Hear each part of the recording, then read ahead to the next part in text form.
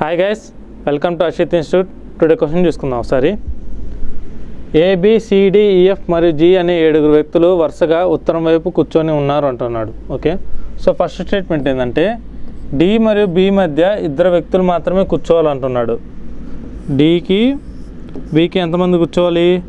2 మాత్రమే కూర్చోవాలంటున్నాడు. Okay, next statement ఏంటంటే Fకి కుడివైపున C మాత్రమే కూర్చోవాలి అంటున్నాడు. Fకి కుడివైపున ఎవరు కూర్చోవాలి? C ఒకటే కూర్చోవాలి. ఓకే, థర్డ్ స్టేట్మెంట్ ఏంటంటే B మరియు Fకి మధ్య ఒక వ్యక్తి మాత్రమే కూర్చోవాలంటున్నాడు. Bకి Fకి మధ్య ఎంతమంది కూర్చోవాలంటే ఓన్లీ 1 పర్సన్. ఓకేనా, ఇక్కడ సెకండ్ స్టేట్మెంట్ ఏమి ఇచ్చాడు మనకు ఆల్రెడీ? Fకి కుడివైపున C మాత్రమే కూర్చోవాలి అంటున్నాడు. ఇక్కడ Fకి కుడివైపున ఎవరు కూర్చోవాలి? C మాత్రమే కూర్చోవాలంటున్నాడు. ఓకే, నెక్స్ట్ ఏంటంటే E అనే వ్యక్తి Aకి కుడివైపున ఏదో ఒక ప్రదేశంలో కానీ Gకి ఎడం వైపున ఏదో ఒక ప్రదేశంలో కానీ కూర్చోవాలంటున్నాడు. ఓకేనా, ఇక్కడ E అనే వ్యక్తి Aకి కుడివైపున Gకి ఎడం వైపున కూర్చోవాలి అంటున్నాడు. సో మనకేందంటే సిట్టింగ్ అనేది అరేంజ్మెంట్ అనేది అయిపోయింది.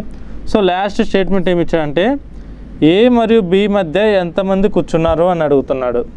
ఇక్కడ A, ఇక్కడ B ఉంది. ఇద్దరి మధ్య ఎంతమంది కూర్చున్నారు? E అనే ఒకే ఒక వ్యక్తి కూర్చున్నాడు. So option C is the correct answer guys. ఓకేనా, థ్యాంక్ యూ.